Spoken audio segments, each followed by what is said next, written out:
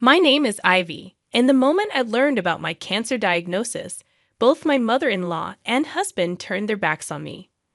Our marriage, which was supposed to endure sickness and health, crumbled when my husband Isaac realized that my time might be limited. He chose to run away and ghost me. Fortunately, I found solace in the unexpected support of my father-in-law, Theodore, who turned out to be the father-in-law of the century. At 31 years old, facing the devastation of cancer after a couple of challenging months was unexpected. However, what truly baffled me was the audacity of my mother-in-law, Georgia. Despite the vows of marriage, she compelled Isaac to abandon me, claiming there was no hope left. Such heartlessness is beyond comprehension. Georgia's monstrous side, rooted in an inflated sense of self-importance, always fueled her judgmental remarks. While economic differences between our families were not substantial, her family's additional wealth of around 500 created a sense of superiority. Beyond finances, our relationship faced the common misunderstandings found in any marriage. However, with my mother-in-law, these clashes escalated to toxic levels. She consistently mistreated me based on her misinterpretations, making it a painful experience, with Isaac occasionally attempting to mediate. The turning point came 7 weeks ago when I received the gut-wrenching cancer diagnosis. Initially, we tried to come to terms with it, but my mother-in-law's behavior became increasingly erratic and toxic. Her influence over Isaac grew, and her misinterpretations led to painful situations. A few days after sharing my diagnosis, she callously suggested Isaac move to the bedroom TV since I would soon be confined to bed, adding insult to injury. When I implored Isaac to address his mother's insensitivity, he initially complied, only to later join in her heartless laughter. He dismissed my feelings, asking me to chill out and take a joke. As they continued their classless jokes and mockery, even in the absence of Theodore, my father-in-law, I felt isolated and defenseless. Theodore, often away from home, preferred the company of friends, leaving me vulnerable to the mother-son duo's heartless antics. I endured their absurdities while grappling with my health struggles, a situation that would be almost comical if it weren't painfully real. Fortunately, we didn't have children, and as time passed, it became evident that Isaac was far from an ideal partner for parenthood. While not entirely monstrous, they occasionally lent a hand, often accompanied by backhanded comments and negativity. Drained and worn down, I couldn't summon the energy to wage wars or respond to hurtful words in my already burdened heart. The worst was yet to come, and it arrived on a day when Isaac was absent due to work commitments. As my health deteriorated, with regular bouts of sickness and loss of control over my senses, Theodore out of the house, it fell upon Georgia to handle the mess. While there were no jokes that day, her silent treatment spoke volumes, dispelling any doubts about her feelings towards me. Hint, she did not like me. It was evident she was growing tired of me, and the scariest part was that she didn't shy away from showing it. In desperation, I suggested hiring a nurse to lighten the load. You'd think it was a reasonable solution, but according to Georgia, Theodore had refused to even consider it in a conversation I was convinced she had never had with him in my presence. I couldn't help but believe that if he knew of my suffering, he wouldn't deny me help. However, according to Georgia, they were already taking care of me, and the nurse would be a waste of money. This wasn't an isolated incident. It happened multiple times. Despite living comfortably with her husband's money, when I needed genuine help, there was silence. To add insult to injury, she started encouraging Isaac to meet new people, by which she meant women, different women. Initially, I thought she wanted him to connect with those dealing with sick relatives like me, but I was wrong. Her ulterior motive was clear. She wanted him to get in touch with women to easily replace me. At first, Isaac played the role of the faithful husband, but slowly his behavior changed. Late nights out transformed into late-night phone conversations, audible as I drifted in and out of sleep. The gravity of the situation became painfully clear 2 weeks ago, in the middle of my afternoon nap. When I heard the front door open and then shut, followed by the murmur of multiple voices, mostly female, filling the living room. I knew Georgia was in the house. Isaac was at the office. It was just 9 days ago that one of these women returned, making it evident that her visit wasn't for me. She came to see Isaac. They stayed in the living room, seemingly acting decently, but my intuition sensed something was off. My suspicions were confirmed when Georgia left me alone, sneaking out of the house, assuming I was already asleep. I couldn't decipher what happened between them in that single hour, but I knew they were making plans that didn't include me. The peculiar thing was that this woman never visited me. She was always there for Isaac. 5 days ago, Georgia approached me, announcing that she had arranged for a nurse to take over my duties. I couldn't help but question her abrupt change of heart. Her response was absurd and infuriating. They were leaving me. When I pressed for an explanation, she casually answered that they needed space to accept that I would soon die. I was left dumbfounded. It made no sense. That wasn't a reasonable reaction to my situation. According to her logic, she had found a new woman for Isaac, someone perfectly healthy, as if my illness was repulsive. According to her, Isaac needed space to move on. How heartless could one person be? It was beyond comprehension, beyond any semblance of human decency.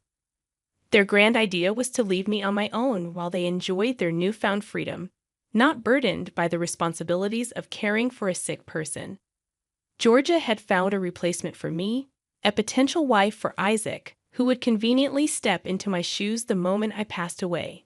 The audacity of it all was staggering. She expected me to accept this fate because I was battling cancer, as if my diagnosis granted them the right to abandon me. I attempted to talk to Isaac about the situation, but he conveniently avoided me as much as possible. In the brief moments we spoke, he reassured me not to worry too much, and before I knew it, they were gone. Amidst these sudden developments, another strange occurrence took place. My father-in-law, who had always kept his distance, started calling and messaging me. The nurse stepped up, tending to my every need, from cooking to cleaning. Everything that Georgia and Isaac had promised but failed to deliver. Georgia initially paid for her, but eventually, the entire responsibility fell on my shoulders, and I started using whatever savings I had left to compensate her. Theodore, who had maintained his silence during the entire fiasco, now bombarded my phone with calls and messages. In sickness and in health, Isaac had promised, yet this was his response. He proved to be nothing short of trash. Now, I'm utterly curious about what my father-in-law wants. Surely he was not calling without reason.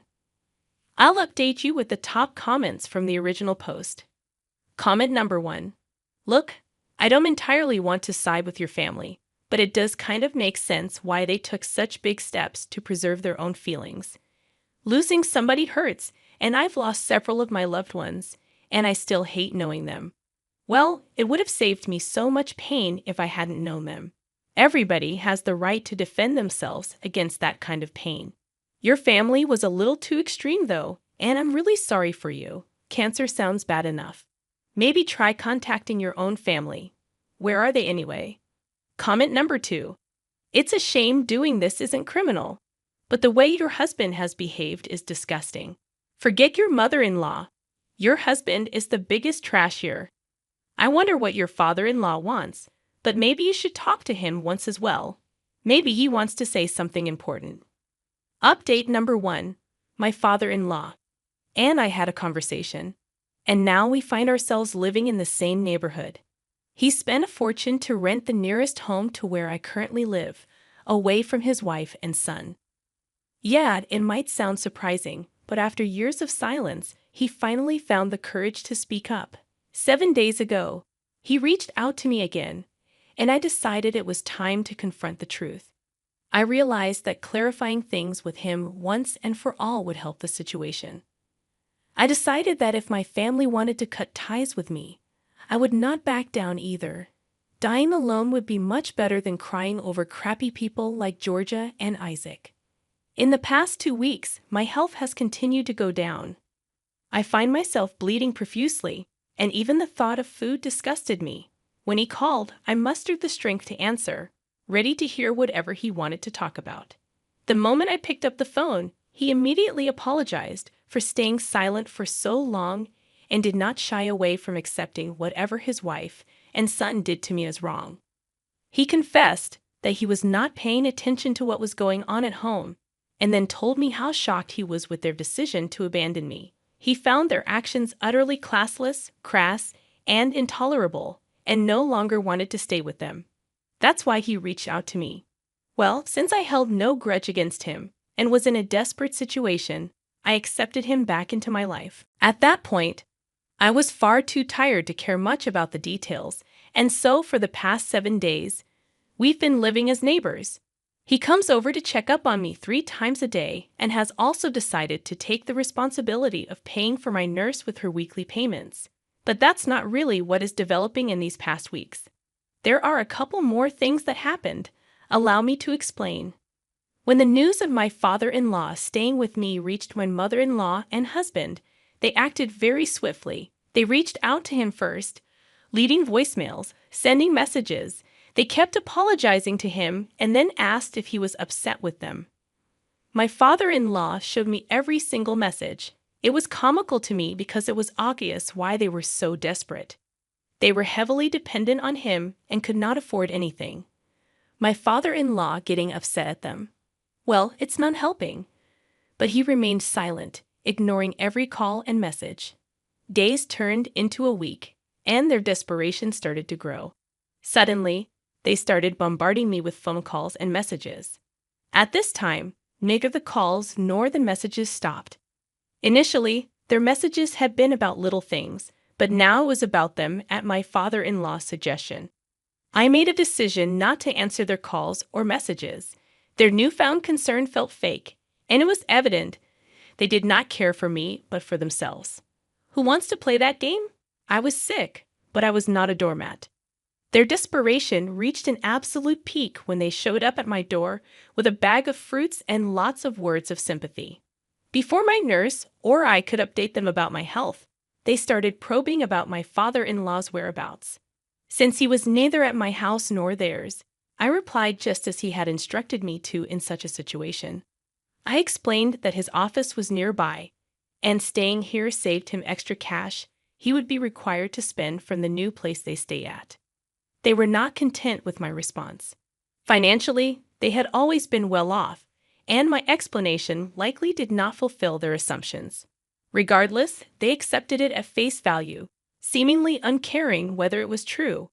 They again asked me about my health, stayed some 5 more minutes at my home, and then told me that they needed to be somewhere important. But I did not care. I wanted them to leave already. She said they would leave in a while, and I was not sure what they wanted. But I hoped that they would have the sensibility to address what they had done to me. At the very least, I expected her to offer me an explanation for their actions. I assumed I could ask for that much, but sensibility was clearly beyond their grasp. Instead of doing any of that, my mother-in-law dropped the bomb while Isaac was in the kitchen. She revealed that Isaac was getting interested in the women he was seeing. The words hit me like a ton of bricks. Even though I had sensed their intentions, I was not shocked that they had made these kinds of plans, as it was clear from the beginning. But that they were dead serious about going through with it was another matter. This was no elaborate joke. I was still alive. It had only been a little over a month since my diagnosis, and they were already going to such lengths to distance themselves. As one of my comments pointed out, is this how you defend yourself against the potential of getting hurt by isolating the person in need? The audacity of that woman knew no boundaries. And if that was not enough, she claimed that she had planned a few dates for Isaac and the other women. My nurse, bless her, tried to put an end to this cruel conversation, informing my mother-in-law that I needed rest. Then she mentioned her hopes that I might attend, quote, at least his engagement party. Yeah, the audacity rises. But she did not stop there. Oh no, she promised to send me the divorce papers on Isaac's behalf, indifferent to any response I might have. According to her, it was better to handle the paperwork before I lost my senses, as if I were on the brink of insanity. Yeah, her logic. It would save Isaac potential heartache, and the divorce would allow him to get over me quickly with this new woman by his side. My nurse, her eyes fixed on me, probably wondered how I was managing to endure such insanity. Yesterday, true to her promise, she sent the divorce papers, and Isaac had already signed them, along with a confirmation from his side indicating that he did not care about me at all. Although deeply hurt, I cannot say I was entirely surprised. I always knew what they were like. Instead of reacting impulsively, as I desperately wanted to, I waited. I waited to share this news with my father-in-law. When I told him about the divorce papers, he looked not just disgusted and disturbed but also betrayed. After spending countless years with his son and wife, he must have held out some hope for decency and compassion. Yet, he made a promise. He vowed to take his weekend off the next week, setting aside time for us to confront this legal nightmare together. I was not sure about his intentions, but facing a more stable person while I was dealing with my illness seemed like a better option than dealing with it on my own. Update number 2. He came over to my place and then told me that he had been thinking over some things for some time now. When I questioned him about what he meant, he introduced me to his lawyer dealing with our case. He informed me that his first words to the lawyer were that he had given enough time for his wife and son to come around, but since he saw no improvement in their behavior, he was going with the plan. And I knew what he was planning. On that particular weekend, he came to my home with his lawyer. I was excited about whatever he had in store. We began discussing the divorce situation, and then he dropped the news on me, the thing he said he had been contemplating for a while. He wanted to make changes to his will. Even with his lawyer attempting to discuss the matter seriously, he kept insisting that he had thought enough on the topic and did not want to think about it anymore. It took an entire day of intense discussions, but by the day's end, I found myself the sole heir to every possession that he owned. He had cut them out entirely, leaving them with nothing more than a small plot in a barren countryside, a worthless piece of land that had nothing around for miles and miles. I knew my father-in-law had just made their lives harder, and I thought that was the end of it. But then he surprised me again. He summoned another pair of lawyers, and they were discussing divorce. Yes, you read that right. It was no longer solely about me. My father-in-law was on the brink of making the most important decision of his life. He planned not only to strip his wife of everything, but also to divorce her overnight. He looked at me and asked if I was all right with divorcing Isaac. After everything Isaac put me through, I did not need to think twice about it. I responded firmly, stating that after all this betrayal, I would be a fool to stay with him. And just like that, it was settled. I was going to divorce Isaac, and my father-in-law was going to divorce his wife, Georgia, and there's no turning back. The lawyer suggested we wait at least a month before filing for divorce, so that it would not look too hurried and planned to the court. We just agreed to wait. While all this was going on in our homes, my mother-in-law kept badgering me to sign the divorce papers. Isaac's silence was less annoying than whatever she was doing. It was like she wanted to get rid of me. I hoped that in the days to come, she would have to deal with wilder consequences than Isaac. I tried to tell her off, giving my chemotherapy treatment as an excuse, hoping that she would stop. To some extent, it worked. She lowered the frequency of calling me, but her demands never ended. She even dared to send me a picture of the women she intended for Isaac, adding insults to the injury with her questioning, "Isn't she pretty for Isaac?" Care to explain to me if you would have dealt with something like that? However, all of her crafty behavior only made my father-in-law more determined. He never forgot to apologize for his wife's behavior, and in a mere 5 days, this month will end, and both my mother-in-law and Isaac will receive the consequences of their actions. My mother-in-law will get a legal notice, and Isaac will receive those signed divorce papers he wants. If all goes according to plan, this would be the end of our interactions on all levels. Update number 3. The divorce bombshell shook Georgia's world. Much to my amusement, she had been prepared for many things, but not for this. Upon receiving the legal notice, she dropped a storm of calls on my father-in-law's phone. When he refused to answer, she stormed over to both our places, demanding an explanation. My father-in-law was at my place for his routine checkup, and he had no choice but to tell her the blunt truth in my presence. He was tired of her and had contemplated this step for a long time. It was clear why he preferred the company of his friends over staying at home with his wife. Immediately, she broke down almost on her knees. She pleaded with him not to leave, and it was at that moment that the reality had hit her. My father-in-law kicked her out of his life. Then Isaac barged in, and because his parents were divorcing, he was now worried about himself. He knew things were not going to end very well for him, and he promised me that he did not want a divorce. But his mother forced him to have it. I told him I didn't care. This entire mom-son drama went on for the whole day until they left in the evening, empty-handed and hopeless. The legal proceedings were progressing relatively smoothly, and just when it seemed like we were on the verge of closure, my father-in-law dropped the truth. He claimed to have nothing to his name. Despite this, the court still ordered him to pay a certain amount of money to Georgia each month. It was a financial loss for us, but my father-in-law was relieved to have finally cut her off from his life. Meanwhile, the issue with the will was yet to be out in the open, and the court admonished Isaac for abandoning me and told him to pay me alimony. We hoped that with everything settled, life would finally calm down, and I would be able to deal with my upcoming painful months in peace without any of their drama. However, our hopes were shattered when Georgia and Isaac unexpectedly showed up at my house for yet another meeting. During their unexpected visit, they came up with an idea, a negotiation of sorts, after they found out the truth about the will. If they had approached it differently, I might have felt sympathy, but they chose to be cruel. Georgia, in her typical manner, claimed that since I was not going to live long, it made no sense for me to hold so much property in my name. I just brushed off her words.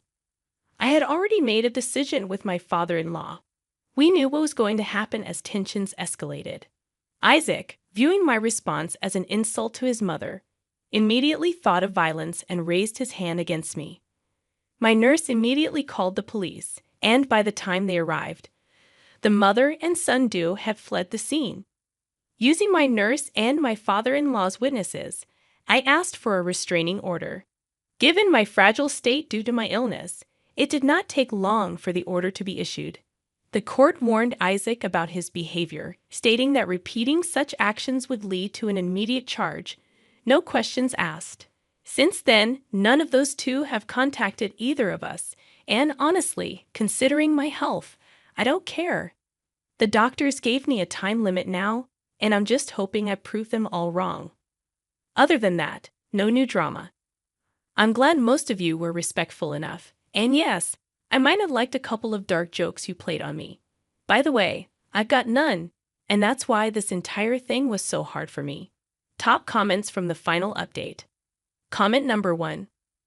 You're the literal definition of taking everything to the grave. LMAO. Hey, that's cool though. Your father-in-law's smart decision saved you big time because honestly, it's so rare to have that kind of thinking person around you. It's true that you may not live long, but the way your family reacted, wow, that was extreme. I'm glad I've never dealt with something like this. They're toxic as hell. At least they will die poor. Comment number 2. I'm so curious. Is the woman you're talking about? Didn't she, know that you're sick? How could one woman be so mean to another? I mean, where's the sisterhood? All for a dang man, and one that would not even stay faithful to the same woman he vowed to stay with for all his life. Like, wow. I'm so glad I like girls because honestly, this is too much for me. Good luck soon. I hope you win this war. Well, we just reviewed 2 of the comments, and I have to agree with the last one. I can't believe somebody would be so mean to somebody else, knowing that they were battling such an illness. But yet, OP had to deal with this mother-in-law of today's story that was an absolute nightmare. Lucky for OP, she did have her father-in-law who went so far to try to save her, get her back, give her support, and basically get her to cut out the toxicness, which was unfortunately his son and his wife. I want to know your thoughts on this one, guys. Go ahead, drop your comments down below. This one was an intense one. It had sad moments. It had exhilarating moments, but overall, it looks like karma came again. So drop your thoughts down below, guys. My name is Mr. Reddit. I narrate these sorts of stories every single day. If you guys want to be a part of these daily videos, all you have to do is subscribe to the channel. Hit that like notification. And well, I hope you have a great day. I'll see you tomorrow. Remember, it's cool to be kind. Peace.